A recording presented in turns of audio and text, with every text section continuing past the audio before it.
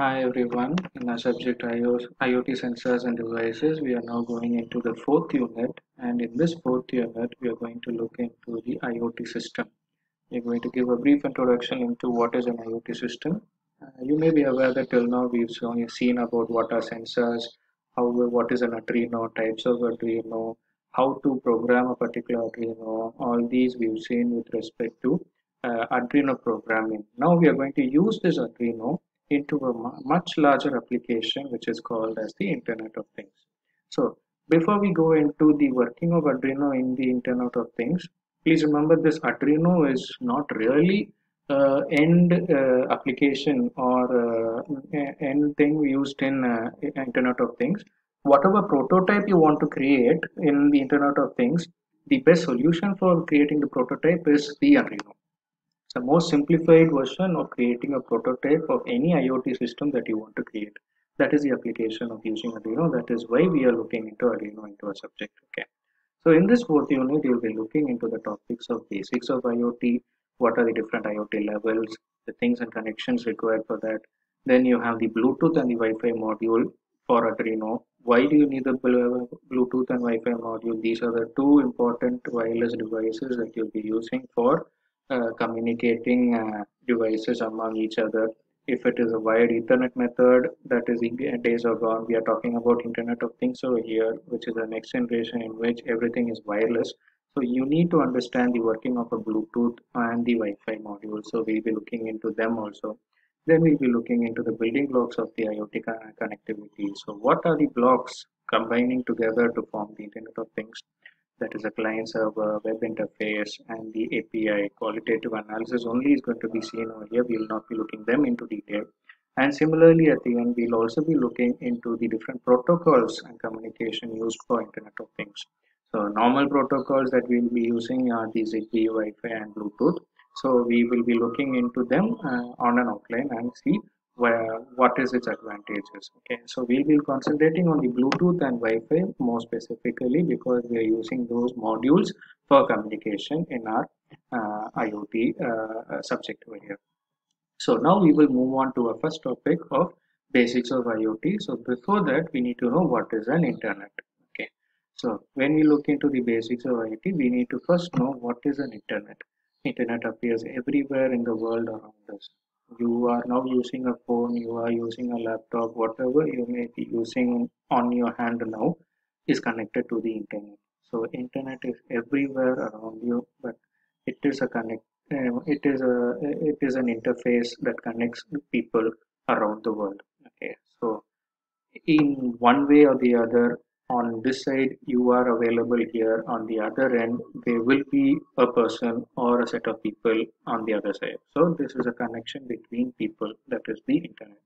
And how are you going to use that in your Internet of Things? A phenomenon which connects a variety of things. That is what you mean by an Internet of Things. Things, please remember, we are talking about things over here. All these things cannot communicate among themselves. You are putting them on the internet and making them to connect to each other. Everything that has the ability to communicate. Okay, any device that has the capability to communicate is what you mean by the particular concept over here.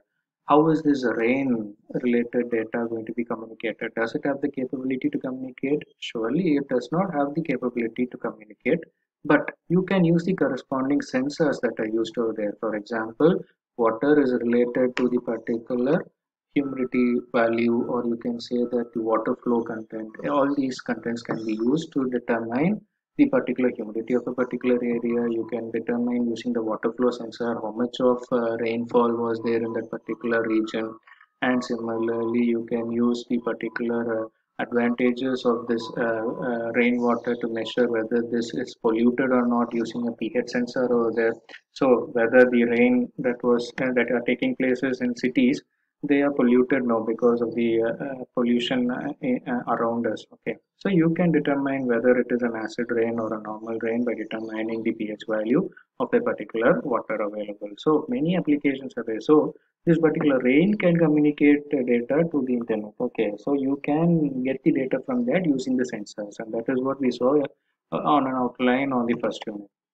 So That is the advantage. Things that are able to communicate. When you look into this plant over here, what you can see is, does it have enough of carbon dioxide to breathe for photosynthesis? So you can use a gas sensor over there.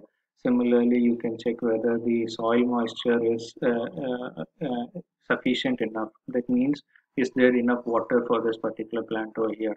So you can connect sensors over there, and depending on that value of that sensor, you will send it to the microcontroller through the Bluetooth or Wi-Fi module, and from that you can send it to a person who is elsewhere. That is what you're talking about in Internet of Things. Internet connects all people, so it is called as the Internet of People normally. Okay, so Internet normally that we use, it is connecting people, but here IoT connects all things, so it is called as the Internet of Things. So I hope you understand why is it called as the Internet of Things. Okay, and next one, the definitions given by Wikipedia and WSIS 2005. Internet of Things is also called Internet of Objects. Okay, things or objects refers to a wireless network between objects. A wireless network is created between objects. Usually the network will be wireless, preferably because we are talking about normally mobile devices, and that is what we normally prefer. We do not want wired connection between devices over here to increase the complexity. So preferably being wireless and self-configuring, such as a whole household appliances. Okay, so all these devices over here. This is the definition of Wikipedia. By embedding short-range mobile transceivers. So short-range mobile transceivers could be a Bluetooth, or a Bluetooth is a basic example for that. By embedding short-range mobile transceivers, transceiver means the one that is transmitting and receiving data into a wide array of additional gadgets. So you can change that particular data, or you can transfer that particular data into more other gadgets available, and everyday items, enabling new forms of communication between people and things, and between things and themselves.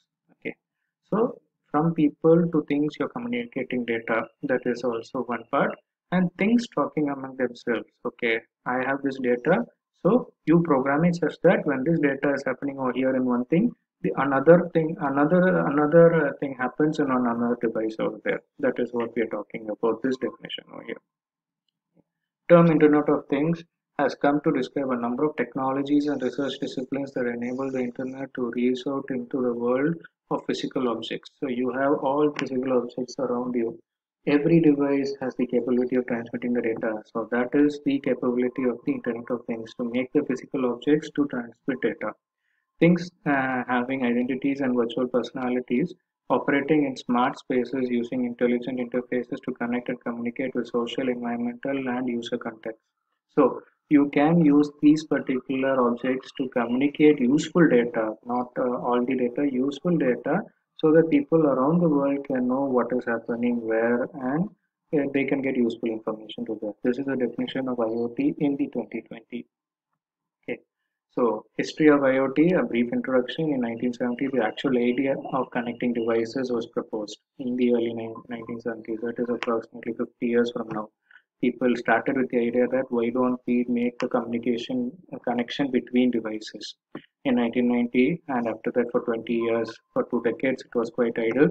Then John Romke created a toaster which could be turned on or off over the internet. So that was the first application of the particular Internet of Things. So with the help of internet, he was able to turn on or turn off the internet, the particular toaster. So this is a spark. Okay, so how can I use internet to control or to connect to a particular passive device, an object? So in 1995, Siemens introduced the first cellular mobile built for end-to-end mobile-to-mobile communication or machine-to-machine communication. In 1999, the term Internet of Things is first coined over here by Keen Armstrong during his work at PAG laboratory, which became widely accepted. So the term it came into picture. The IoT came into picture only in the year 1999. In 2004, the term was mentioned in famous publications like The Guardian, Boston Globe, and Scientific American. 5 years it took for that. And in 2005, UN's International Telecommunication Union published its first report on this particular topic. So they have taken it seriously in 2005, and they began their research. Then in 2008, the Internet of Things was officially born. Okay, till then research was going on how to start, whether is it feasible or not, what are the advantages, what are its applications, what are the disadvantages, You just cannot jump into Internet of Things. You need to have some backbone behind that. So is everything possible? With everything coming positive, in 2008 it was officially launched. Then in 2011, Gartner, the market research company, included Internet of Things technology in their research. So the company that included Internet of Things in their research R&D domain was this particular Gartner company. So what is the Internet of Things? You are moving into a new dimension over here from any time, any place connectivity for everyone. That is the common thing over here. We will now have connectivity for anything. Okay. So anytime connection on one domain, any place connection from one domain, and anything that is connected from one domain. So what are the time? You may be on the move somewhere. It could be an outdoor or indoor device. It could be daytime or it could be nighttime. So anytime you are going to get data real time. And places. You may be on the move. You may be outdoor. You may be indoor. You may be sitting in front of a PC. Or you may be away from the PC. So any place you need to get connected. For that, that is why I'm telling you again, wireless is so important. And anything is getting connected over here. So you are going to communicate between PCs. That requires the basic internet knowledge. Okay, so internet is over here. But we're talking about Internet of Things over here. So human to human interface, not using a PC, that is you're just using controllers. Human to thing, that is from a person controlling a particular thing over here using generic equipments, and things to things, and that is the advancement of Internet of Things. A particular product talking to another particular product and telling, I have this situation, so you take care of that, and so on. So they are talking among themselves. So this is the any connection point over here. Okay. So the how does this IoT work? Okay, the entire IoT process starts with the devices themselves.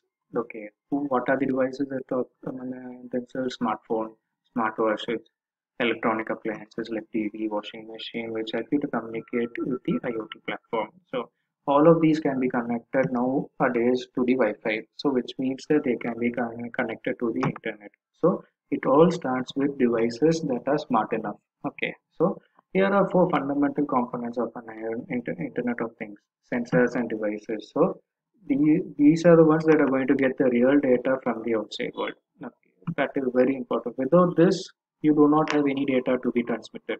You will have all the setup, but you will not know what to transmit from one place to another. So that is the particular device over here. Next one, sensors and devices. Then you have the connectivity. How do you connect the sensor output to the particular microcontroller or your computer or the internet? How is the connectivity done over there? Are you using a Wi-Fi module or are you using a Bluetooth module? Similarly, the interfacing between these modules, that is the fourth user interface part that we need to look into over there. And how are these data being processed? You are reading the data, you cannot store all the data in your microcontroller or the PC itself. So if you are storing the data in one particular computer, it is not feasible for everyone to use it. So you need a common database over there. So data processing capability is required for multiple users. So all of these combined together forms the particular principle of the working of Internet of Things. So we'll be continuing with the remaining part in the next video.